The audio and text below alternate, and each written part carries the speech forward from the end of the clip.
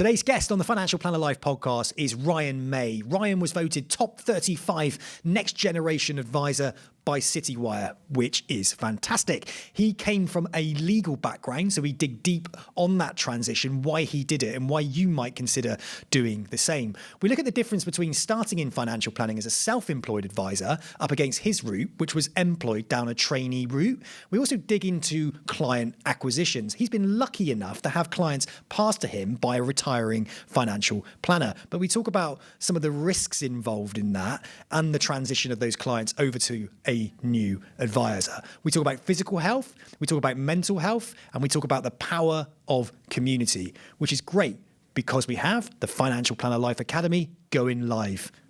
I hope you enjoy.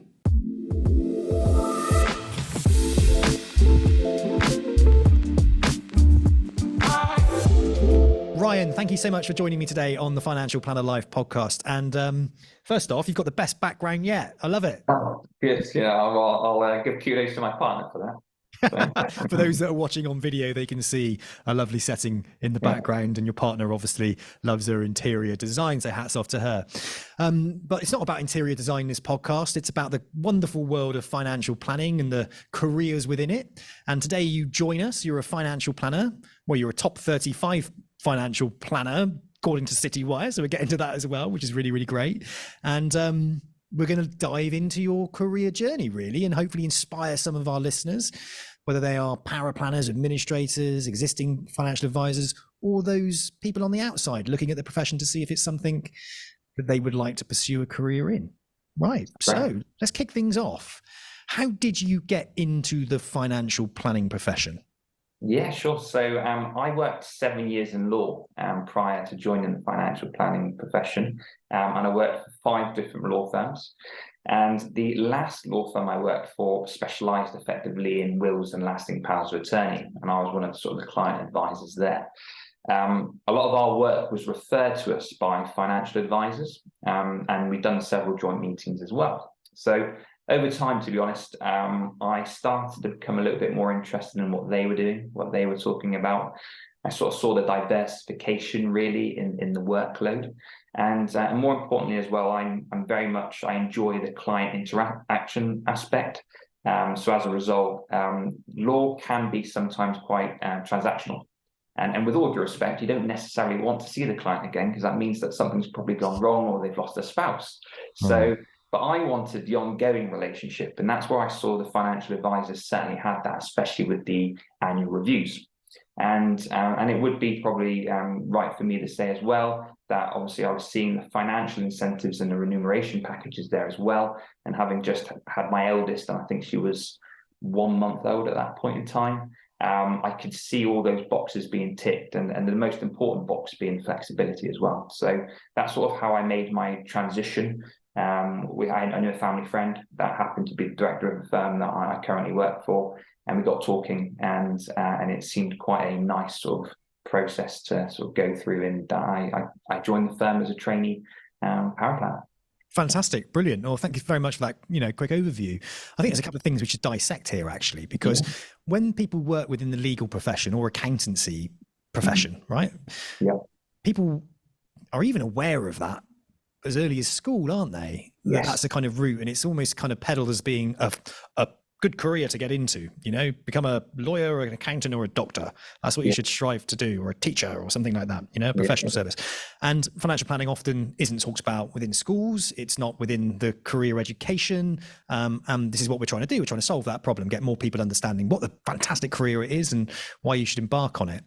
Now, as a profession, if you like, it's a bit behind in respect of the career development plans for somebody that, say, is coming straight out of university, how you progress through it. There isn't like a tried and tested blueprint that legal and accountancy has. When you pursue a career, you could start as a trainee or as an intern, and there's a clear-cut path all the way up to partner. And that's how really the professional services in that area is constructed. Entrepreneurial individuals along the way go and do things themselves in different ways, but there is a clear-cut career pathway. Did you find that though? Did you find that when you were in legal, it was a lot easier to get into and a lot easier to understand your pathway up against your entry point into financial planning and what you also know about other financial planners on their journey?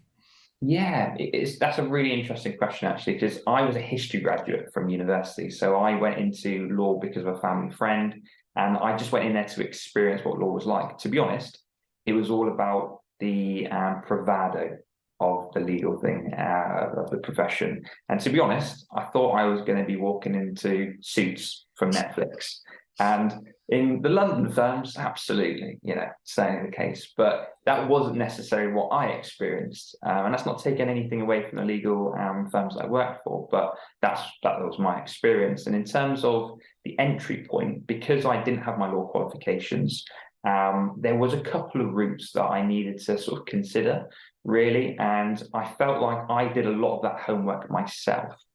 A lot of my friends that had joined at the same time as me already had their legal qualifications from university. So it was just the sake of trying to look for that training contract and move around different firms until they secured that. Whereas luckily at that point in time, law was sort of diversifying where there was alternative routes to go to become sort of a qualified solicitor. But it was still fairly new in my opinion.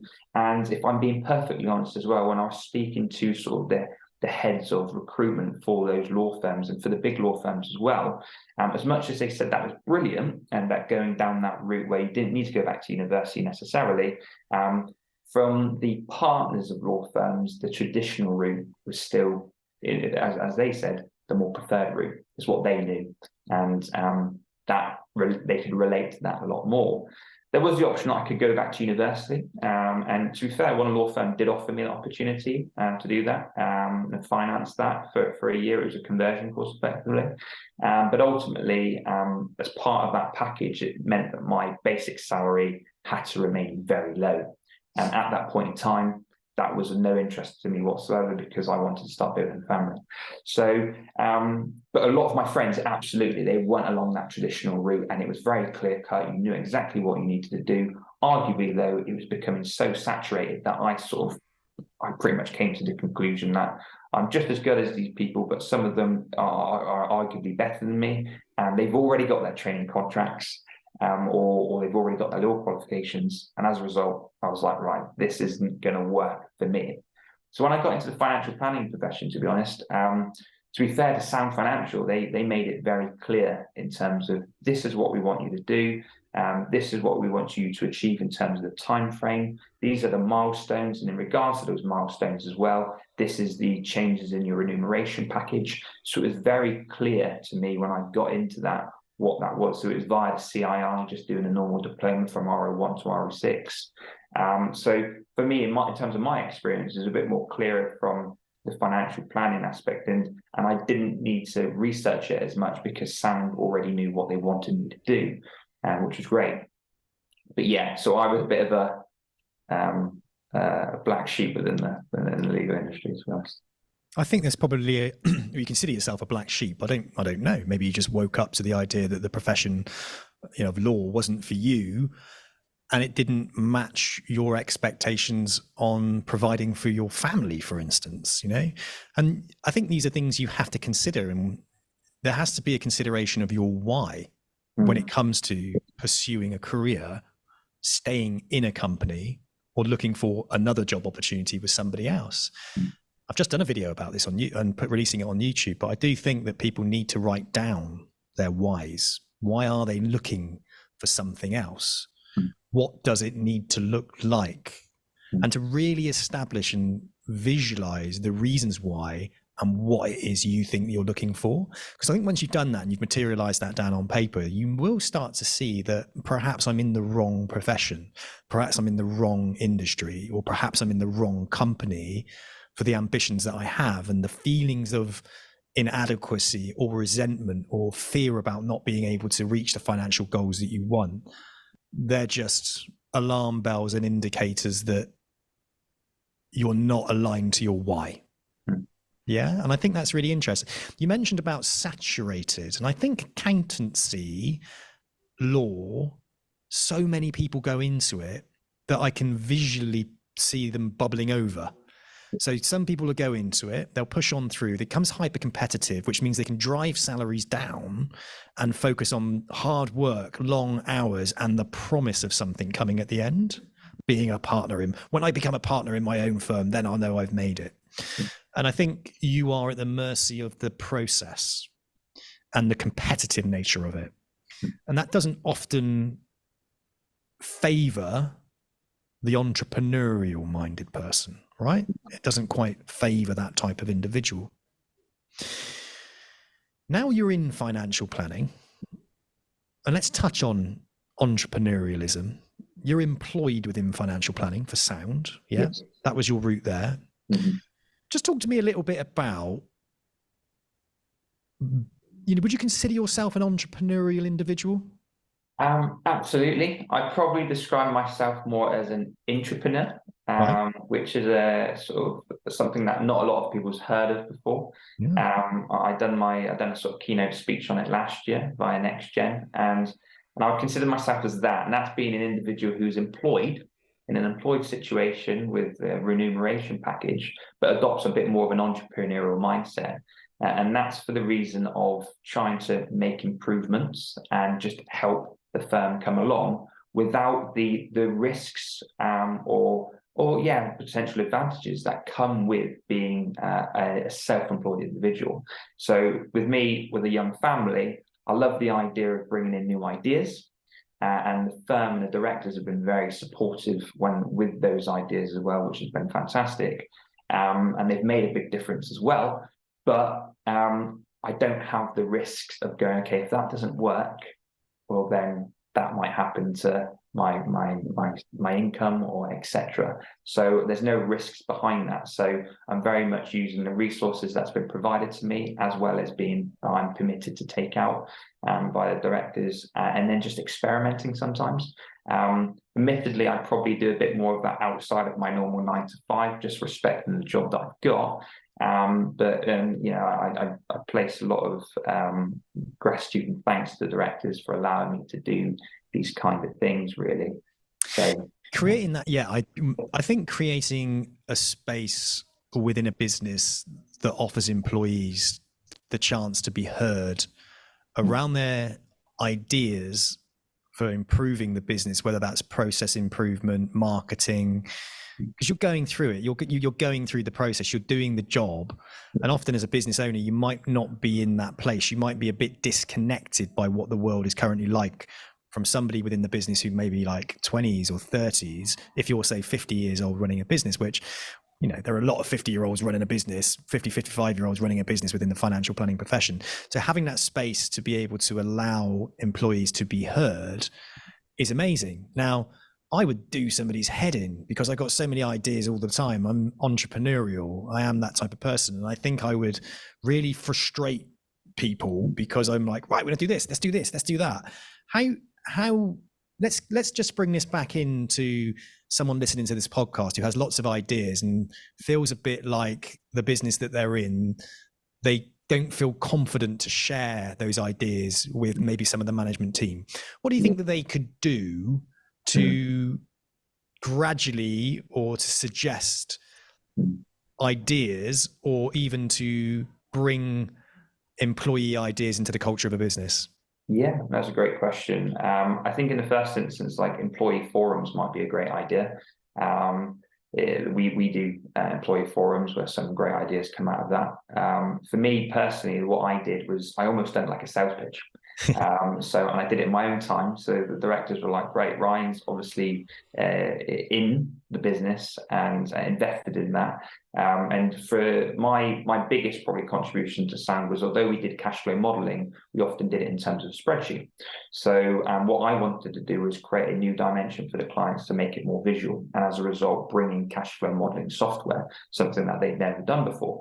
And for me, it was very much, I went away, I researched all the different providers, I'd done demos on all the different providers, looked at costs, looked at the additional facilities and features that they offer. So onboarding was a great thing. I think that in addition to the cash flow, we could use the software to onboard clients, to then talk to our back office system, and then avoid the administrational team having to rekey information. So it was just a lot of tick, tick, tick for me. So effectively, I went back, put it all into one email, and just gave them the time to consider that. To be honest, it didn't even take one business day, and I got the email back with pretty much one line going, "Yeah, crack on," which was great. But it's one of those things where I think they could see that I've gone away, done the research, and clearly I was invested in that and invested in trying to improve things. So I think they appreciated that. And yeah, like it's gone from strength to strength. I started it, and then I started to I trained myself up on the software with the help of the provider, and then other advisors started to see, okay, hang on a minute, this is really great. And because it looks at everything holistically as well, you're able to identify opportunities and also pitfalls for clients that we need to be aware of, without just singly fixating on, say, a product or an investment, and it opens up the bigger picture. So it just provided a new dimension. So it doesn't necessarily fit into the core proposition, but it sort of gives us another avenue where clients coming in who goes, oh, I want a plan and I want to know effectively if I'm going to be okay. Well, absolutely, we've got a service now that fits that and we can bring it to life. So yeah, I would sort of, from an employee point of view, forums, doing a bit of your own homework, probably in your own time, to be honest, doing that sales pitch. And it's got to be, it's got to be an idea that, it not only benefits the business, but just provides a tremendous amount of value to clients as well. Because ultimately, as financial planners, that's what we want to do. So. I love it. I love the approach you took towards it as well, was to create almost a business plan, a reason why this should be implemented into the business. Because you could have sat there and blamed the company for not having the software. You could have been sat there and got resentful. Oh, you're not doing this. You're not investing in the business. But because you are a process improver by the sounds of it, you're somebody that wants to improve the environment that you're in whatever capacity, you looked outside of yourself and the impact it would have on the business overall. You took your own time to do the level of research required. So when you came with an idea, it wasn't, I've had a couple of beers and I'm going to tell you what I think, rose-tinted glasses. It was actually well thought out, well researched, and that you had the evidence and the research that you could give them for them to make a quick decision. Most business owners want to improve their businesses, but they're time poor. Yeah.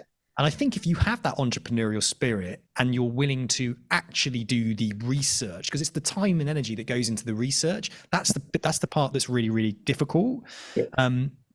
If you do that, and as you say, you do it in your own time, and you see it as also entwined in that is that it's a process improvement for you, because you're going through the process. You're seeing areas where there might be risks, opportunities to improve process for the clients, but also ultimately for you who delivers the advice to the clients. You want to be seen as professional. So you've identified areas where you might be, as a business, lagging behind other companies, sitting down with a spreadsheet as opposed to a lovely, beautiful system you can bring up on a computer or a TV and show them. Now, these are all things that are out there in financial planning and consumers, enjoy and like, and they're interactive, that will only have a really positive impact during your reviews, right? So I love that intrapreneurialism, being able to share ideas, but delivering it in the right way to the decision makers, not just here's a load of ideas, go and sort it out. And it shows your worth to that business. And I bet you they think, God, we got a brilliant guy here, and they'll start to turn to you for advice. And they'll start to turn to you for ideas. And I love that. So anybody listening, I think that's a really important thing to do. Don't feel like you have to quit your job and start a company to be an entrepreneur. Why not have a little go internally, first of all, and see if you like it or not? Because you'll soon learn that everybody has great ideas, but it's how you go about researching those ideas, evidencing those ideas, and of course, influencing decision makers into bringing those ideas in, and of course the implementation. And you start to realize time plays a massive part in it, as does cost. And if you do that, it's a tick box to show that you yourself can perhaps be confident in the future to do something on your own if that arose. But also what it does do is it implements you in the business deeper, which is only good. So I love that. I loved what you did there. And that's such a forward-thinking way of doing things, instead of sitting in resentment and blaming a company for not having the most expensive systems or cash flow forecast. You're doing something about it. It's a great tip, and I'd love to have heard that presentation as well, I think, because that sounded really, really good. Let's just go back to legal to financial planning. You made the transition. Did you do your qualifications before entering the financial planning profession, or did you do them alongside the job, your first job that you got within financial planning? And what was that first job within financial planning? Yeah, sure. So unlike law, where I was a bit of a legal gypsy, I've only been with Sound Financial during my financial planning years, effectively. So big difference to me there. And I think a couple of people were shocked as well, if I'm being perfectly honest. But yeah, when the initial conversations were coming up about joining Sound, I was already under the mindset that, okay, I'm happy to finance my RO1 myself and do it myself just to show a bit of commitment. And I remember mentioning that to the director that I was talking about joining with. And it must have been a good tip, because he said, no, don't worry about that. We're going to finance it anyway. So just join and let's get going. So I joined as a trainee power planner, and yeah, immediately, pretty much within the first couple of months, started RO1. And yeah, that just took about 18 months altogether, while sort of balancing a young family, bit of DIY, and just an entirely new job, which, to be honest, sounded like a foreign language to me at times. So yeah, that's how I sort of entered the financial planning aspect in regards to sort of exams as well. So okay. It was all set out very clearly for me by Sam, just to say, this is what we're doing first. I did have choice about how I tackled them. I just went 1 to 6. But in hindsight now, there are potential benefits of grouping some together. And if you want a bit of a rest, but still want to keep going, RO5 is probably the protection one's a good one to take, especially during the summer, where you maybe want to get to the beach a bit more, but you're still keeping that ball moving and rolling. Great. So it took you 18 months to get through the level 4 diploma, yeah? Yeah. Through the CII, 6 modules. Okay. Yeah. And whilst you were doing your full-time job in a profession that you had never worked in before. So 18 months is pretty good, I think. I think, getting through those qualifications in 18 months and building experience at the same time, I think that's the dream for a lot of people when they enter the profession of a certain age, where financially they see the benefit of that 2 years of training and development, and it gets you up to that level 4 qualification, and that's a stepping stone then if your goal is to become a financial planner. So I think realistically that's really good. Can I ask you a question? If you knew a bit more about the financial planning profession whilst you were in the legal role, perhaps, and you may have had sort of inklings that you were unhappy in the legal position, do you think you would tell your older self, would you think it's better to start the qualifications prior to joining the financial planning profession in a role? So let's say you had RO1, RO5 under your belt and then joined, or even get your full level 4 diploma and then join the profession. Do you think you would have done that if you had your time again? Would you give some advice to somebody who's perhaps sitting in a role in a legal position? Maybe they're earning some quite good money, and stepping across maybe into a trainee power planner type position might be a drop in salary, and starting the qualifications as well and having that extra pressure. Just trying to get your feel for it. Do you think they should stay in a role within legal, do their level 4 and then enter the profession? Or do you feel like, actually, no, starting in a position such as trainee power planning, administration, some form of entry level position is beneficial doing whilst you're doing your qualifications? Yeah, it's a really good question. And I would say it probably boils down to the individual. I'd also probably say as well, it boils down to whether the employer is going to fund that or not, or if you find an employer that's going to fund that. But yeah, it's difficult, because if you're moving from a sort of a fairly well-paid job into an entry level job in terms of the new profession, where admittedly, okay, I had client servicing experience, but I didn't have any financial planning exams or any financial planning experience. I had to sort of accept the fact that that might be a pay drop. It wasn't a significant pay drop, but yeah, it was still a pay drop with a 2-month-old baby. So it's something that I needed to take into consideration. I think with the exams as well, if someone was in a position where they could finance it themselves, I think it puts them in a really, really strong position to almost be able to go out and say, I've researched the different firms around me. I've got a better idea of the difference between firms and what services they offer. And it puts you in a really strong position to start with, as well as you could almost go around choosing the firm that you want to work for.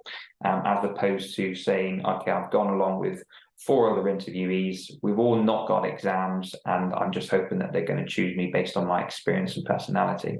But having an exam bag behind you and saying that you've already got that diploma, great.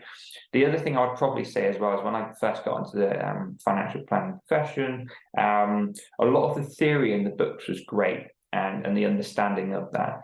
I struggled sometimes because I wanted to see some practical information. So some more planning orientated, where a lot of the books that I was looking at was very technical, and though that's very important and very massively important actually, but ultimately I was looking for a bit more planning and what's it in practice. And then the sake of using all the different softwares when I first started going in, and the jobs that they were giving me in terms of using sort of quotation softwares and different bits of research, that's not necessarily mentioned in the books.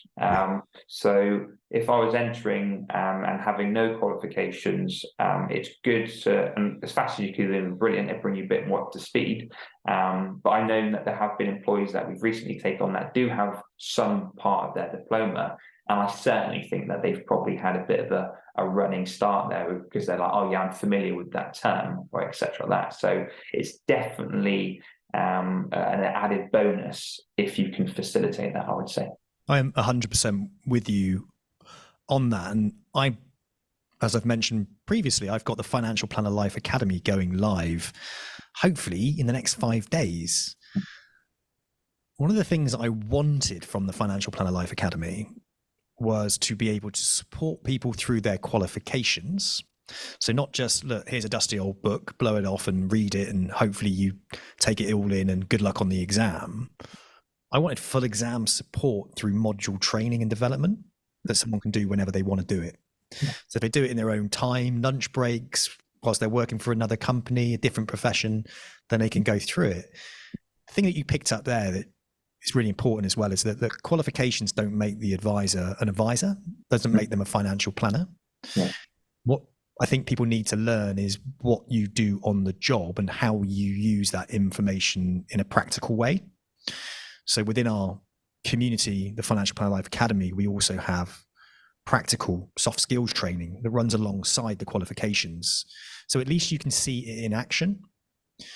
And we also have mentors. So if you have an aspiration to be a financial planner, then within the community, you can lean into mentors that are doing the job.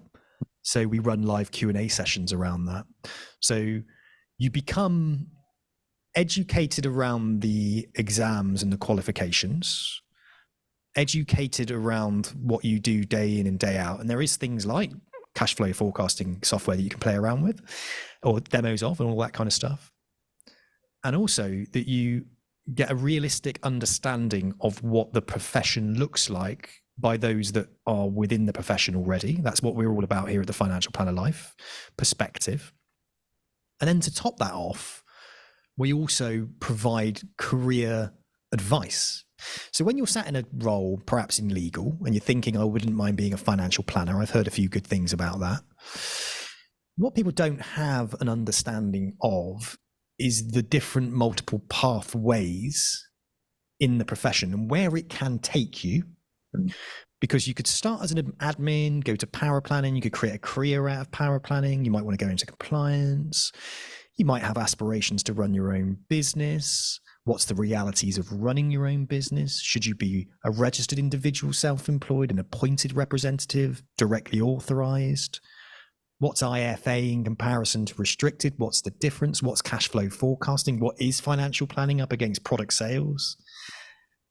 There are all these things that I don't think people fully take into consideration, and often they could leave a profession off the back of feeling like it's the wrong place for them and dive two-footed into a new one without any expectation.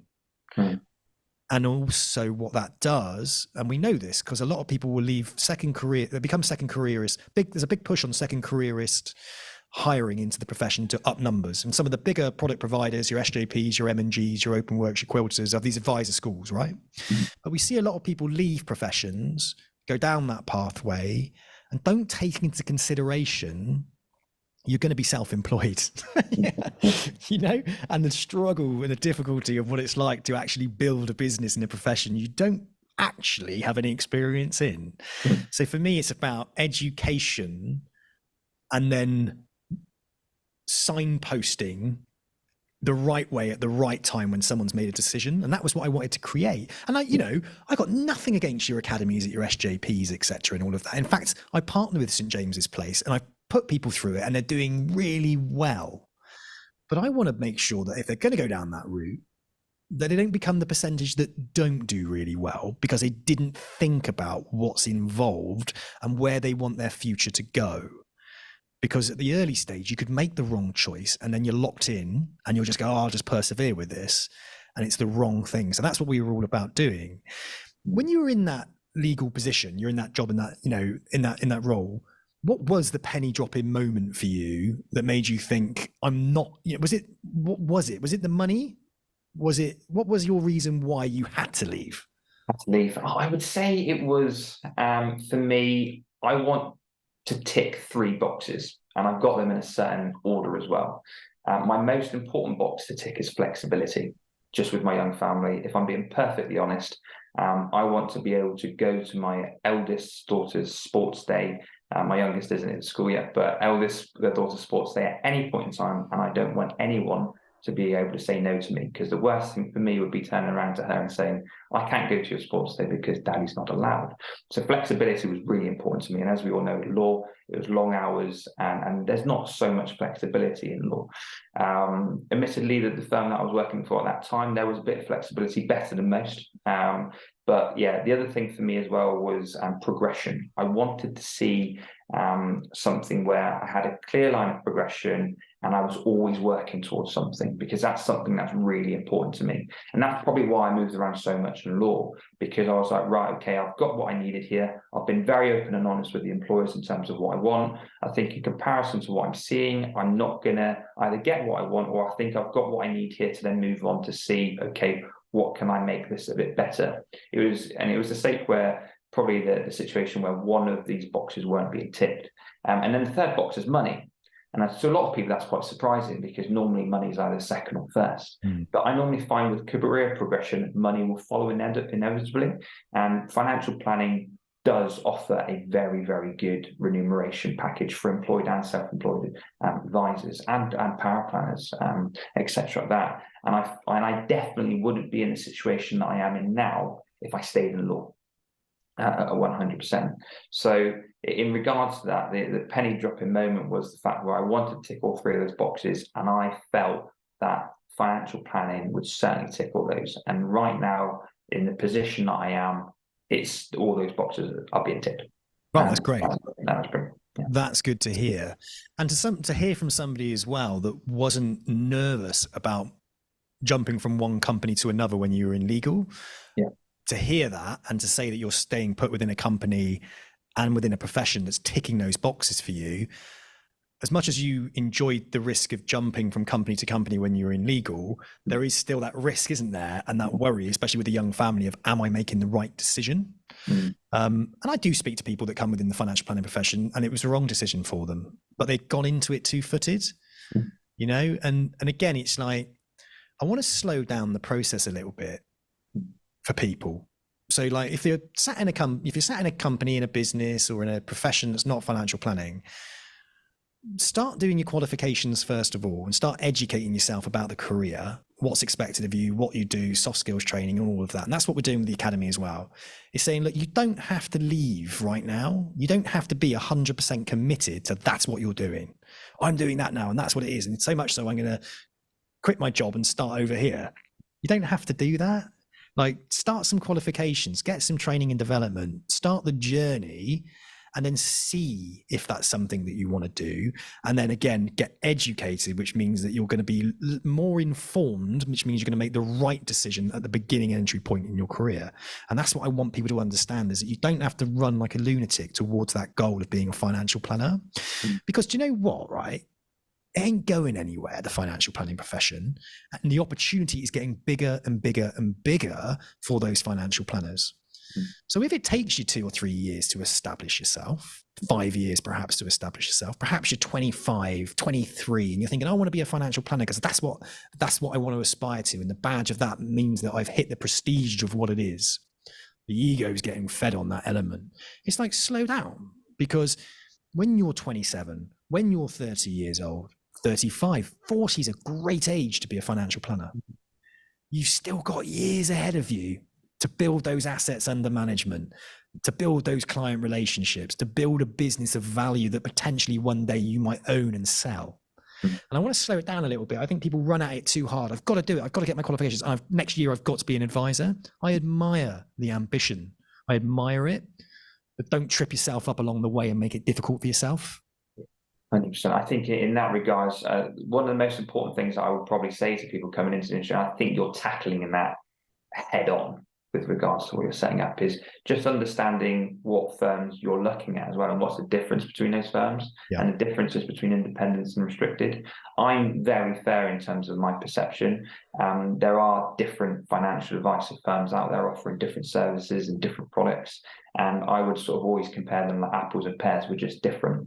There's obviously the ongoing, oh no, don't do that because that's not ethical, and etc. etc. Whereas I just feel what you're doing there is perfect, because I sort of did that, but to be honest, my own lifestyle and what Sound were offering me played into my family's priorities more, which made my decision to go to Sound quite easy. I was in talks with the likes of SJP, for example, and they were going to get me up to London and do all my exams within 6 months, and it sounded brilliant. And I knew some individuals from SJP from my legal days, and the impression that they gave me, certainly when I was working within law firms, were very professional, the marketing was great, etc. And there was one individual there that gave me a bit of his time, and he was a lovely guy as well. So it was a very difficult decision for me to make, but the decision was basically purely on the basis that my daughter was 2 months old. Sam said, you can do the exams remotely and stay in Plymouth. And SJP was saying, let's go to London and we'll put you through the academy. So it was an easy decision for me. And I got a lot of brownie points for that as well, as you can imagine. But it was just the obvious decision for me that aligned with my values and my why. But ultimately, it's if it wasn't for that, would I have known the differences? Yeah. No, not really. I got a good indication when I got through, and I thought, well, I was quite lucky I ended up where I am, because I feel like that aligns with who I am and and my values. But at the same time, it only took me going into somewhere to get embedded in the profession, to start learning about all different kinds of financial advisors, services, propositions, etc. So what you're doing now, I think it just tackles that head on, and you're completely right. Don't rush into it, because, as you said, you can end up in a situation where you feel, okay, I'm now established and I've now got this client bank, but actually I don't like the way we're doing this here, and I would prefer to do it this way, and as a result I need to go over to that sort of firm.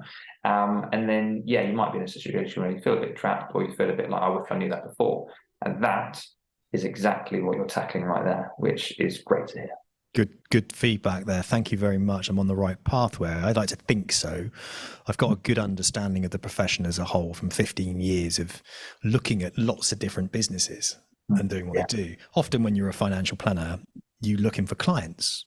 You're looking for introducers. You're not looking at the profession as a whole and how people are doing things. I have that experience. I have that bird's eye view. I know who's doing a good job, who's not doing a good job. This podcast gives me such a great insight into the way people operate within their own businesses, and it's so interesting. So I think guidance and help is required in those early stages. If you look back at that crossroads of running your own business through an academy, running your own, and then more than likely ending up as a partner practice of St. James's Place and running your own business, up against the place you are now, you've already said you're glad you made the choice of where you are right now.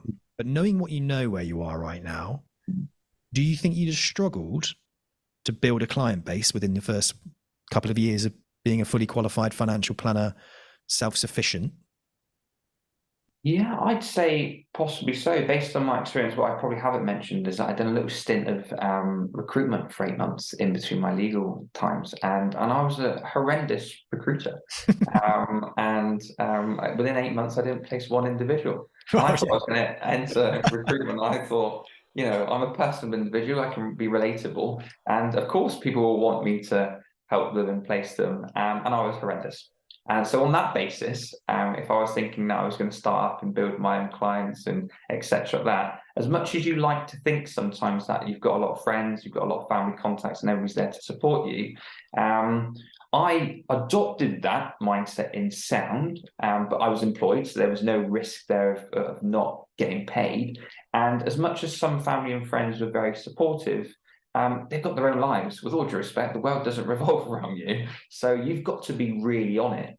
And I was very lucky to be in a situation where, first of all, when I first qualified, the directors were passing me clients to maintain the service levels that we pride ourselves on. So I was doing a bit of joint service in there. And then obviously from that point in time, I was also given the responsibility of overseeing an acquisition. So in that regards, I've been very, very fortunate and very, very lucky. I do know that. But I think I probably, it's not easy at all. And I've got a lot of connections in terms of financial planning. I speak to a lot of friends and what they're doing in their companies. Some of them run their own businesses or it's a fairly new business or they work as a self-employed individual. And it's tough. I'm not going to lie. Some people are made for it. Whereas will I describe myself as a hunter? Probably not. To be honest, I like to make sure that my clients are comfortable with what they're doing and they understand what they're doing. And as a result, you won't find me making big sales pitches or giving them timeframes to decide, we need to know an answer within this amount of time. I'm not saying other people do that, but I wouldn't be surprised. But I'm not sort of so cutthroat, and recruitment taught me that in a way. So yeah, I think I would have struggled if I'm being perfectly honest. And I'm very lucky to be in the situation I am. I think that's great. I think that's a very honest overview of your situations. And I think there'll be often people listen to this podcast who are thinking about the choices that they make and how they go about doing things. And again, it comes back down. The last thing I would want is for anybody to be misguided of the time and energy and resources required to be somebody who can go out and win client relationships. I think it's madness that some people are entering and becoming financial planners without ever having experience of actually developing business or even sales experience. Yeah. Sales experience to me is like so vital. It's a dirty word within financial planning sales because of the whole kind of pre-RDR product sales aspect.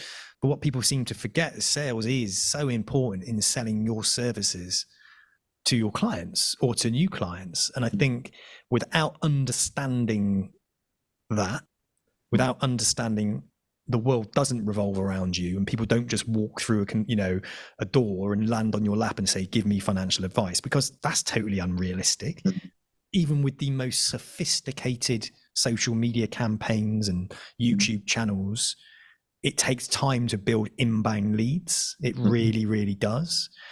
What I know from financial planning, and to be a success, the most successful financial planners I know are influencers. Not influencers in the sense of YouTube influencers, but they can influence others and educate others to refer them business. So I think, big training, learning has to take place and self-analysis in the beginning to establish, am I ready to go self-employed straight away? And I don't want people to make the wrong decision based off of what somebody else is saying to hit a target. Yeah, I definitely say that's right. You look at me as well. I came from a 7 years in law. I built a fantastic network of legal professionals. So a lot of people would have probably naturally thought Ryan's going to go in there and have a lot of great connections. And yet, don't get me wrong, I've certainly received referrals over the years from family, friends, and a lot of my legal connections, because it just forms such an important part, especially sort of wills, lasting powers of attorney, and all that sort of stuff. So, but was it enough to sustain a consistent income to support my young family? No, I probably wouldn't have said it was enough. So, right call for me, and it's really important to be aware of that entering the profession. You're right, sales, and everybody's selling yourself, and sales is sales. The recruitment company gave me a fantastic level of training in regards to sales. I worked for Booster Chemist for a long time whilst I was at university. Great sales experience. And sales is inevitable within financial planning, absolutely. But past that, it's very much, looking professional and able, but it's that trust. And as soon as you establish that trust, you don't need to sell, I don't think. And it's just making sure that you do the right thing for the right person at the right time. And I think leaning into your background as well, like, don't get me wrong, there are people, like you said, who just absolutely nail it and from day one will build a network. Those people tend to have established networks. So they tend to be like an expert already within their field. So they're well connected and they know they're well connected. So when the business plan comes out, it isn't writing a list of friends and family, it's writing a list of business connections. So people that can introduce business to me or networks that I'm part of, where can I become a key person of influence within a specific niche or expertise that leans into my expertise, And I think that's really, really important as well, is just like, do you have that? And if you do have that right now, that's exciting because you could position yourself as a key person of influence within the network that you have, whether that's, I had a professional golfer contact me yesterday, professional golfer, and he wants to become a financial planner, footballers, people from the music industry, legal, accountancy background. We get a lot of that. I had somebody who was a e-commerce expert to Amazon shops. So he understood how Amazon shops work, and he also understood who does well and who doesn't. So he could position himself with expertise and advice about their shops, whilst also giving financial planning advice to those that are doing well. So it's about really kind of like, well, where is my network? Where can I lean into it? And can I make money in that? And I think that's way more powerful than just trying to lean into your friends and family, because that's uncomfortable. I don't want to go knocking on my friends and family's doors.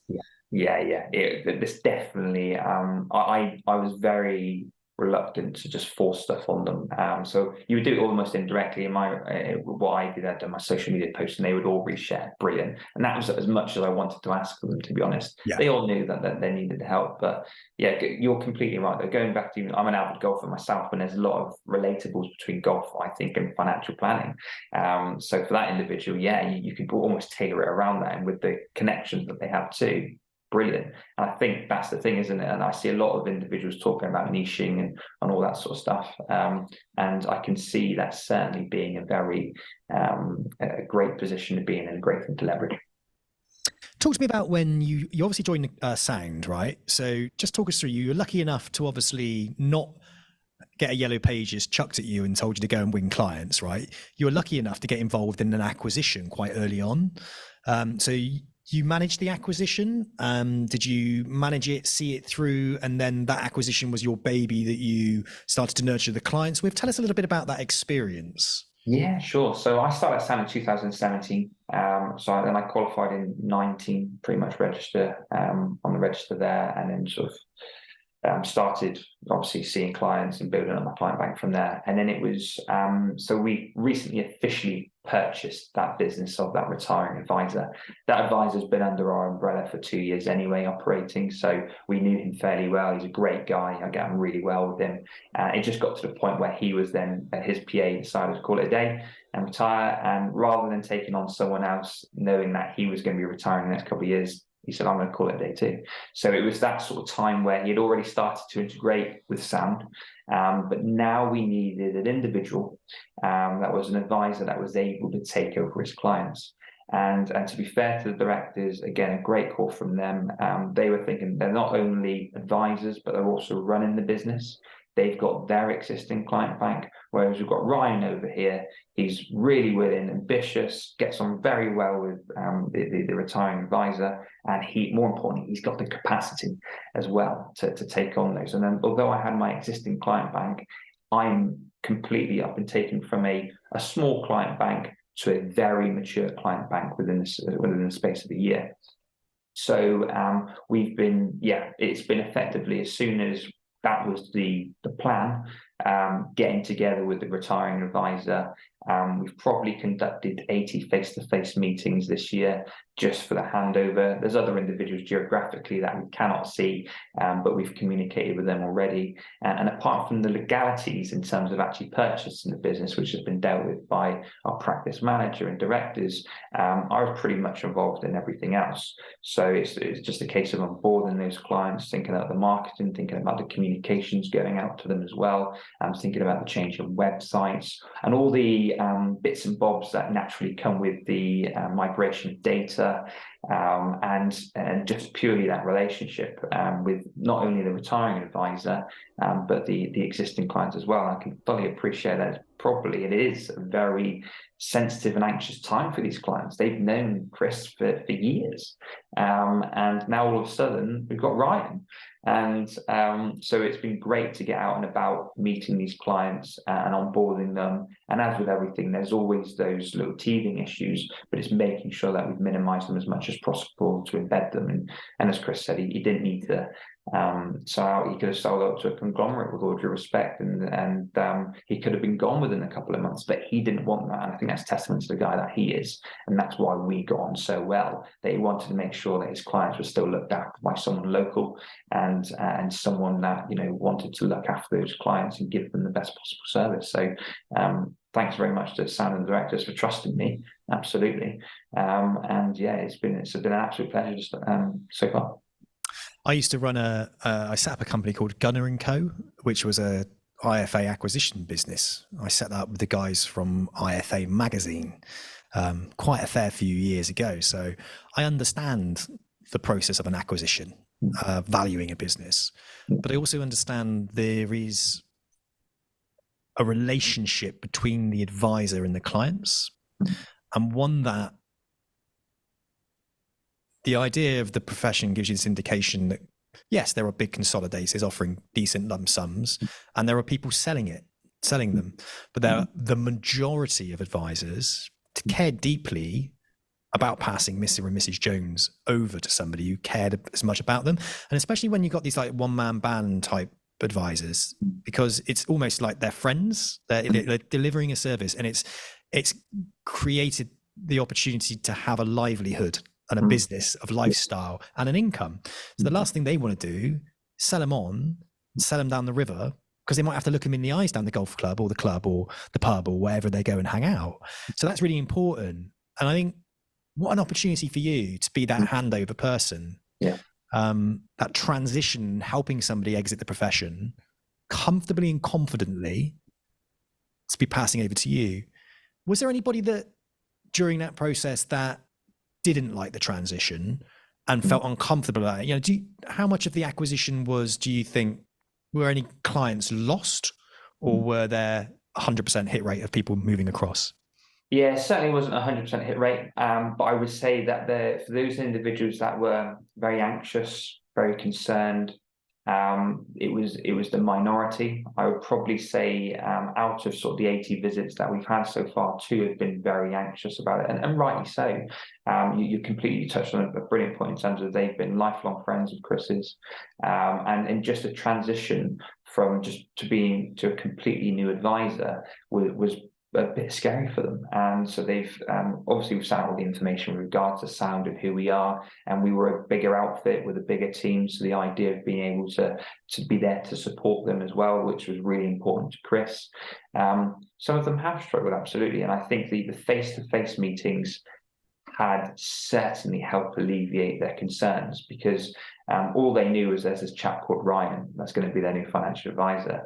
And I like to think when I can go along to clients' meetings, it's not all business. I love to be able to like just get to know what's important for them. And, you know, I've been keeping, for example, a spreadsheet, and we're meeting a lot of clients, so I needed to do that. But it was a spreadsheet to note down what their interests were, not anything to do with products or investments or plans or anything like that. You've got all that. It was, this individual loves his jigsaws. These individuals are golfers. These individuals love to go to Spain in a villa, etc. like that. Or this individual loves doing motocross, for example. So it's all those small bits that I'll then revisit when I come to the next meeting and go, okay, as much as I want to remember them off the top of my head, it's probably unlikely that I would. So, but it's those important things that I feel that reassures individuals that I care about what they're doing, and that as an existing client, they're probably the most important person in the room, as opposed to maybe a new client coming in, because these are the individuals waking up on the 1st of January and trusting us and paying us already. So yeah, there were certainly individuals that needed that reassurance. Face-to-face certainly helped. And I'm also very keen on keeping up touch points. Yep. So I'll do like a newsletter on a quarterly basis. It's something that Sound and the directors have never asked me to do. They think it's great, and they love that new idea in terms of what they do. Not everybody does it, I appreciate that, but it's something personal from me as their advisor, as opposed to a firm-wide newsletter. And it's those touch points as well that I've certainly felt have helped onboard clients in a more gentle fashion and enable them to build that relationship quicker. Because I'll be speaking about my personal stuff, what I've been up to. So like what me and the girls have been up to recently. And it's only a short snippet, but it just gives them a little bit of an idea about who Ryan May is apart from your advisor. And so there's times I have to admit where I get into a meeting and they're like, oh, how did the ballet rehearsal go? And I was like, how do you know that? And I was like, oh, yes, it was a newsletter. Thank you for asking, sort of stuff. But it's great to do that. That's good, bringing that personal brand into things. I think the future of financial planning is going to be investing in ecosystems for clients. What does the ecosystem within the financial planning business do in relation to touch points to clients? How are you communicating with them? What services above and beyond financial planning in the initial meeting are you delivering, and how are you delivering it? Are you delivering it through newsletters, a app, a community, a YouTube channel? Are there touch points? Are they following your company page on LinkedIn? Are they following your Instagram page, your newsletter? I think how financial planning firms build those ecosystems is really, really important. And I think for client referrals internally, it's powerful, but for client retention, it's powerful. So you're on the right path in respect to that. Keep doing that, because that is definitely 100% what you need to be doing, is creating a really lovely ecosystem. One of the things on your journey that I want people to understand as well is, which I picked out of it, is the Sound aren't a massive company, are they? They're not a huge, massive company, right? The average age of a financial advisor is 55 in the UK, right? With 10 to 15,000 going to be exiting. A lot of those are business owners. Well, not all of them, but a lot of them have got their own client banks, could be self-employed, etc., right? When thinking about joining a company, think about what opportunity lies for me within that company in respect of succession planning. So if you're sitting down with a company and you're going through an interview stage and you want to work for that business, but what does the future hold? A financial planning company will worry about taking the risk of hiring somebody, especially if they're a trainee. If they think, I'm going to train this person up, they're going to get all their experience, do what they need to do, and they're going to leave and start their own business. Like you, entrepreneurial, prefer to be intrapreneurial, having a business that has a succession plan that includes you in their exit, whether that's a management buyout, employee buyout, or transitioning clients across to you so they still hold the keys, but you can have more responsibility in the direction and the ownership of the business. That's a great opportunity.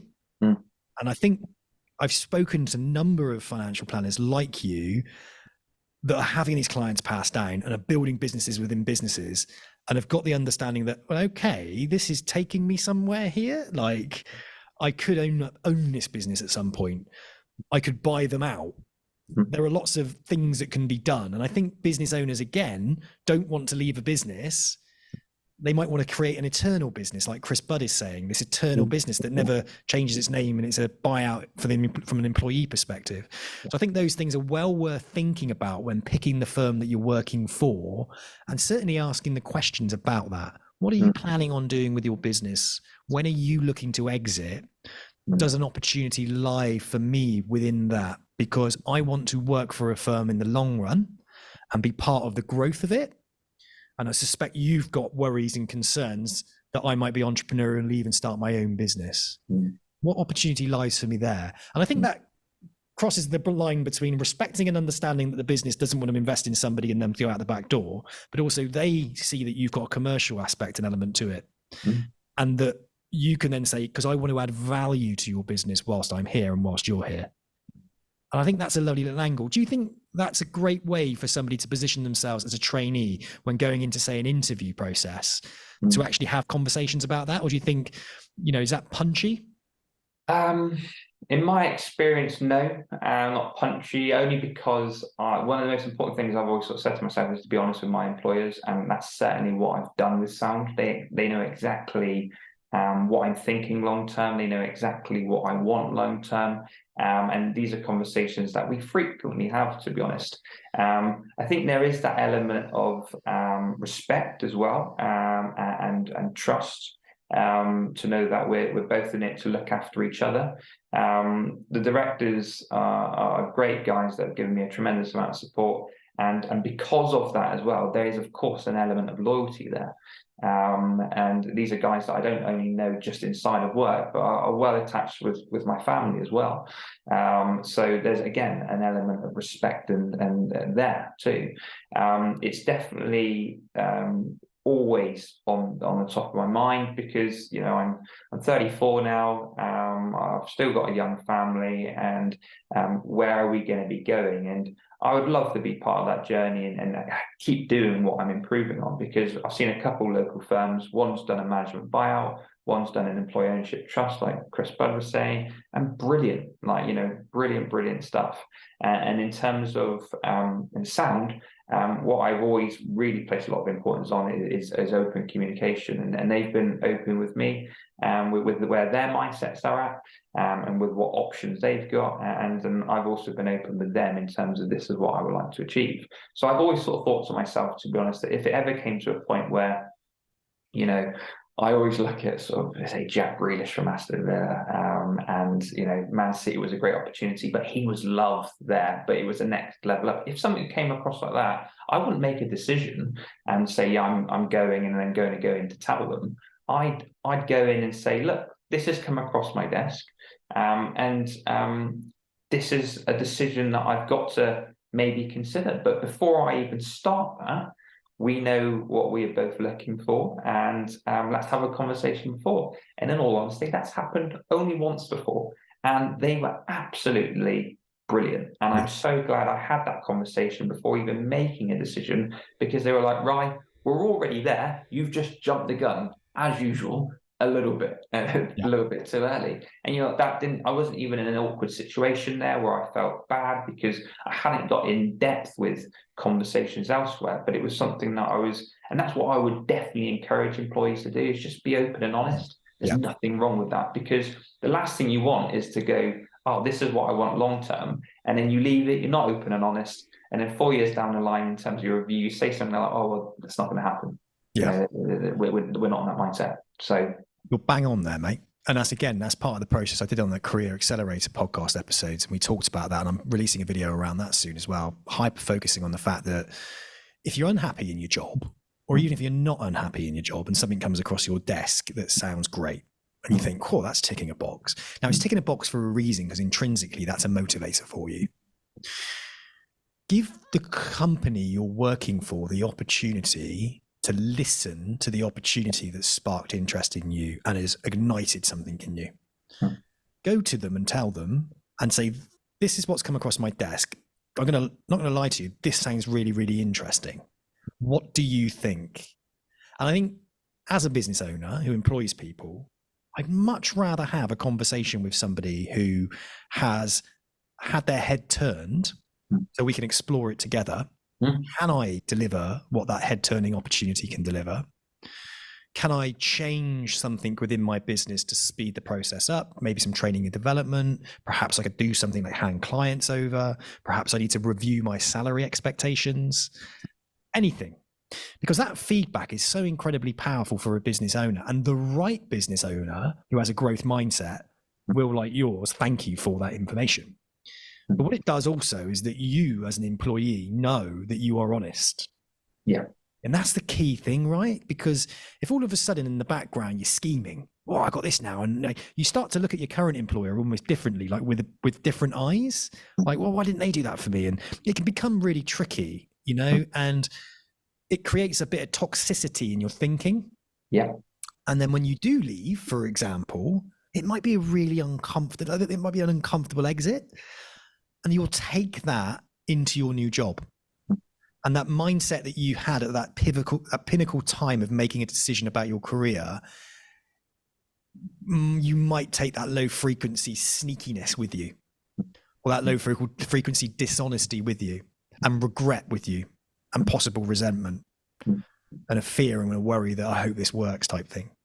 Whereas when you get perspective from somebody who runs a business, they might turn around and say, what they're telling you there is actually really hard. Right, unless they've got black and white and can show you, then let's explore it, and let's explore how we can do something similar, but in a way that isn't going to break you. So I love that. Really good advice there, mate. I think honesty is at the core of everything you should do. Whether you're honest with be honest with your employer. If you're unhappy, be honest why you're unhappy. And I think once you've done that, and you know that you've done that, if things don't change and they don't align to your ambition inside and your values, then you've made the right decision to leave at the right time, not one off of the back of fear or resentment. You would agree there? Absolutely, yeah, definitely. And I think even at that stage, it was just, I was still enjoying what I was doing, and there's nothing wrong that they were doing either. Like overall, there's little niggly bits with every single job, but overall, I was very content. It was just the fact that I think it was the top 35 thing came out, and then I was getting a lot more messages, and I was like, well, this looks good, and this doesn't look like it looks genuine as well, and it was explored, just an initial chat, and then, but I thought, as I said earlier, that these guys are, I respect them, they're good family connections as well, like family friends, and I got to the point where I respect them, I want a conversation with them, and I had to remember as well, the world doesn't revolve around me, Sound Financial doesn't just revolve around me, so they're not mind readers, they're not going to go, Ryan might be getting an opportunity in a minute, and there's always worth checking in, but they've got so many other things on board that in case something's come across my desk, and I'm going to go and have an open and honest conversation with them. And with what they delivered, it was a very easy decision, and the relationship, in fact, probably got better between us because they knew that I'm not going to just go, I'm off now. They know that if something comes across that I'm like, oh, could we think about this? Could we talk about this? Like, is this something that we can do? They know I'm going to come to them before I cause them an issue. So yeah. I love that. I think anyone listening to this podcast should take heed to the advice and the experience that you've had, but also the outcome and how you sound incredibly happy, where you are, and you have the space to talk about things if you are unhappy. And I think culture plays a big part in that. I think the feed them shit and keep them in the dark mushroom culture of old is dying out, and there has to be employee forums, conversation, flexibility, agileness. I've changed so much in my recruitment business. We try to keep things consistent around when the things that work, but the things that don't work, I'd rather cut them out quicker and replace them with something better than drag out something that brings down the culture of my business. So I'm always checking in with people, being careful not to be swayed by somebody's personal views on life, but looking at something as a whole around performers of my business. One thing I look for now is high performance. I want high performers in my business, and I create a culture of high performance, but I also create a culture of support and well-being. So if a high performer drops, they can bounce back up again because I've got everything in place to support them, whether that's counseling, open door policy, home working, flexible. We've got 9-day work weeks. I can't do more around how supportive we can be as a business to support high achievers who want to work hard. The things that I look for now is high trust. Trust for me is a big one. High honesty. Honesty for me is a big one. And and a need to achieve, not a need to avoid failure. I want need to achieve. A culture of those types of individuals and encouraging them to be honest and open allows me to create something that supports high achievers, allows me to recognize when someone does drop below, I can deliver some training and development and support to bring them back up again. But also helps me recognize that perhaps the person who I really want to be in my business and try hard and I want to support them and I'll do everything I can might be the wrong person for my business. Do you know what I mean? Yeah, absolutely. And I think that's partly why Sound is I feel valued by them, and that's probably why they've invested so much in me, because they can see that I'm ready to go and I'm like ready to jump onto a project, or I just want to do the best for Sound and me, because inevitably if it adds value to Sound, well then Sound, that value will inevitably follow in terms of maybe a change in a remuneration package or just any other benefit. Yeah. But I've always struggled sometimes with, I always want to be working with rowers. We're all pulling together, and this is over my whole career. There's been individuals that haven't pulled as much, and I'm like, well, why aren't you pulling as much as me or someone else? Let's do it together. Isn't this exciting? But in all honesty, they're probably just pulling absolutely fine. But it's just that I need to get my head around that. Individuals over my whole career working, just wanting to do 9 to 5. That's perfectly okay. But I had to get my head around that because that's what they want. But in terms of me, I'm just like, well, when I'm sat here on a Tuesday night and I'm watching an hour's CPD on something financial planning aspect in my own time, some people would probably argue that's sad, but I know that I'm interested in what I'm doing. And I'm doing that in my own time and not taking time away from clients or the business. And I just know I'm a rower. I'm a good rower. I'm like you, mate. I think there's nothing wrong with loving what you do for a living. Absolutely. I think there's nothing wrong with upskilling yourself in your own time and investing in yourself, right? Whether that's learning more about the business, understanding how to do things better, learning more about yourself.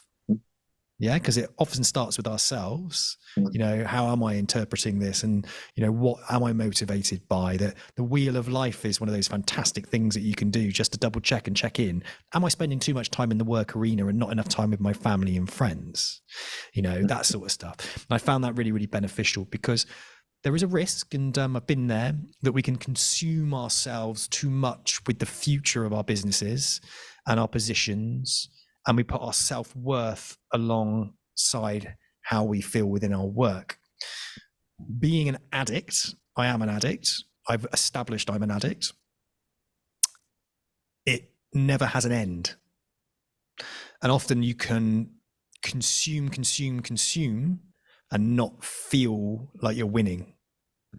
And I have to remind myself that of when I am winning, I have to reflect on the things that I am doing well and give myself a bit of gratitude, pat on the back, self-love, self-care, and recognize, am I having the same high expectation on myself? Am I putting high expectation on others around me unfairly based on what they want out of their lives?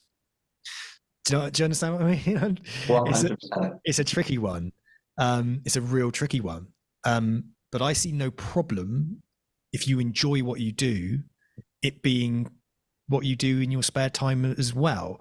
Do I think you should be sitting there at the dinner table with your kids doing financial planning reports? No, I don't.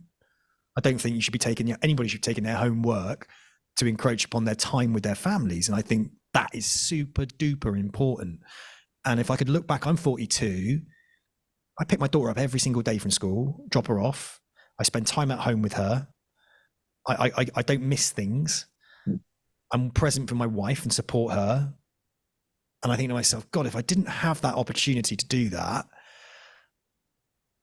not everyone has that, and if you don't have it, it's like, wow, if I didn't have that opportunity, how would I feel? And I think lifestyle, and you look at financial planning companies who've got it right culturally, are the ones that have this balance: lifestyle, financial planning, balance, and they hire the people who have that mindset and bring them into the culture of their business that share it. Because you're not going to attract top talent now from the next generation if you're not thinking about overall well-being and the flexibility to allow that person to be the best person for the job. You know, the old days of come in here and at this time and finish at this time and take your work home with you and why haven't you finished yet are gone. What needs to be is accountability from the individual for personal self-development. I think if you're going to be a success in life, do some personal self-development. You know, don't expect your employer to give you it, because it just doesn't work like that. Which leads me on to this point now. We're finished on this. I think training and development community, you can guess. I love it. What do you think about it? And what part has it played in your success early on in your career to now? Training and community, absolutely. Really important. I think, sound's always put on a great level of training.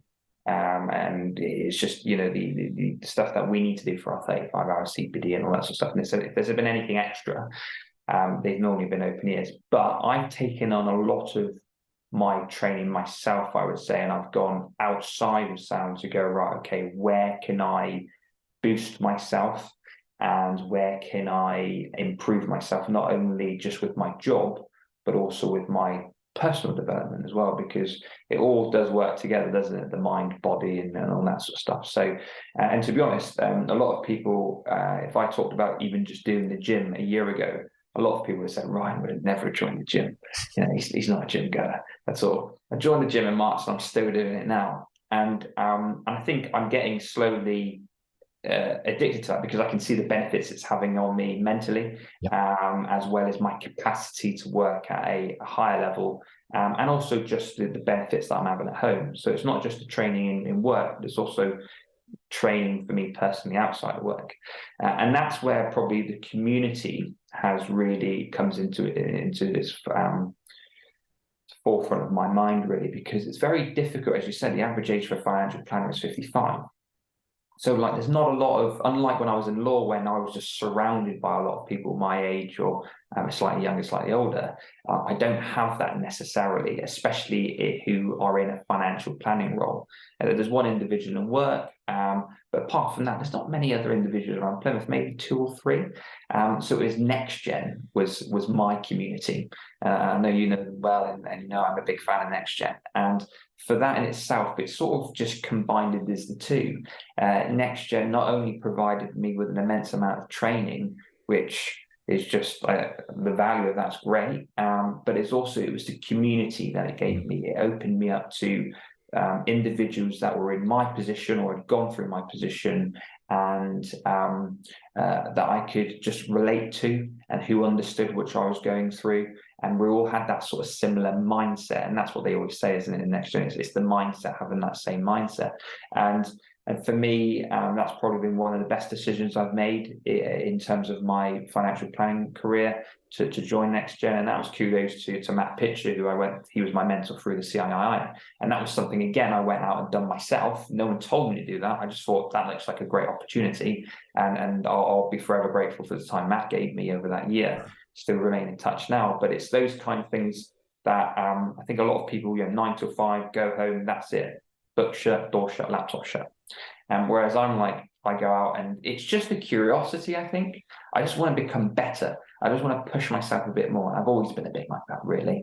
And it's just connecting with individuals like yourself, individuals all over the profession, not necessarily just Next Gen as well. But it's just those individuals that have given me so much value and information that would have taken me a lot longer to gather. And it's sped up the process immensely. And it's just even those things go, oh, guys, I'm going through a bit of a tough matter at the moment. Like, what do you think I should be doing here? What do you think I should be considering? Obviously, all of it's sort of confidential, but at the same time, I'm just throwing ideas out, even about processes and etc.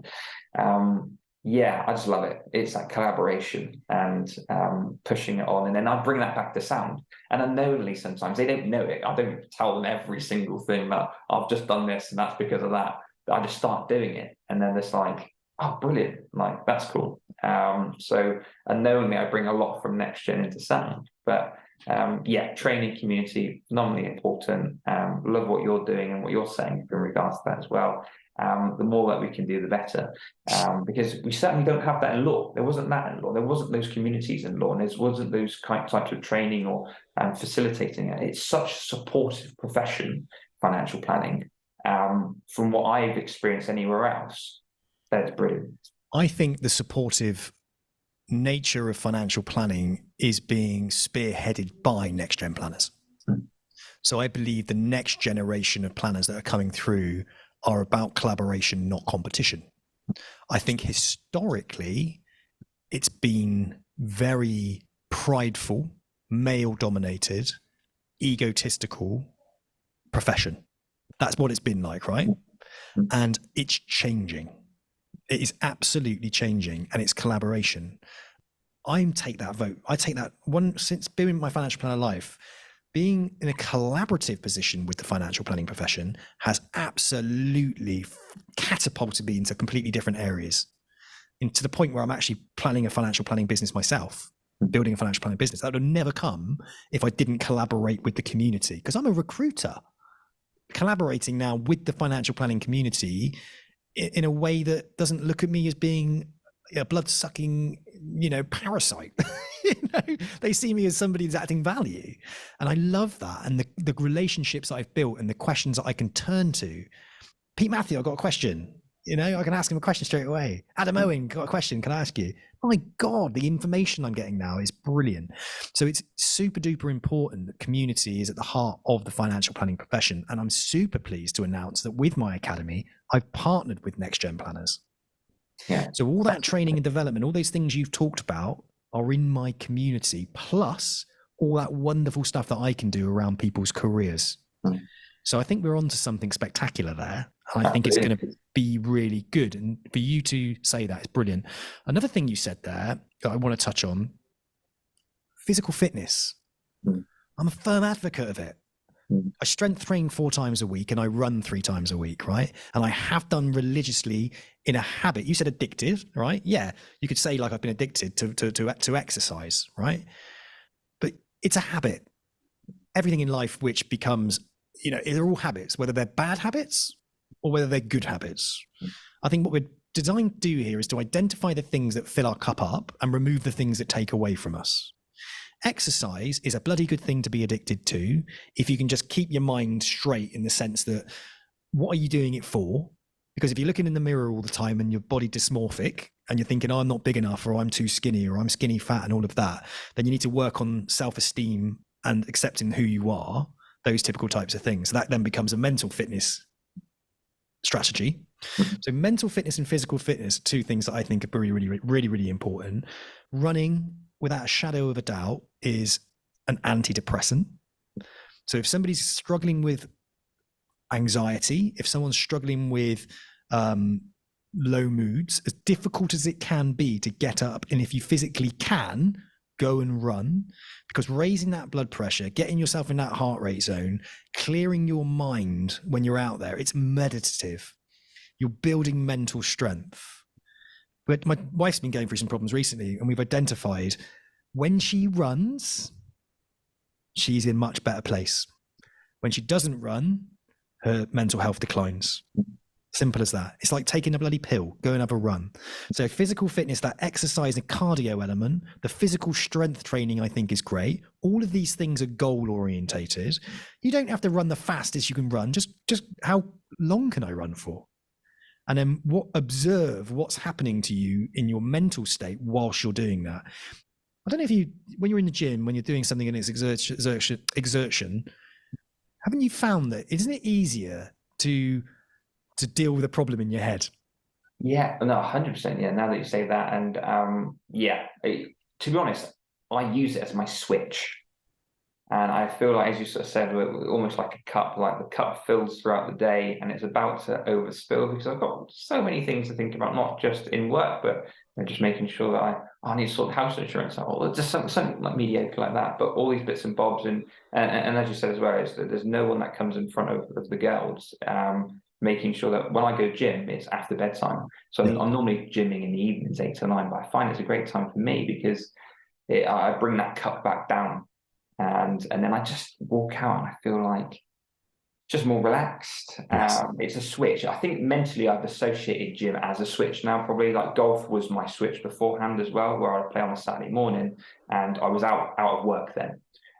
It didn't take long for me to get back into work, to be honest. It normally takes me longer to get out of it. But yeah, you're right. In terms of just going to that gym, they say it is like that kind of thing, isn't it? Like taking a shower or going for a walk or something like that. Normally my best idea is coming in the shower or out for a walk, and then especially at the gym,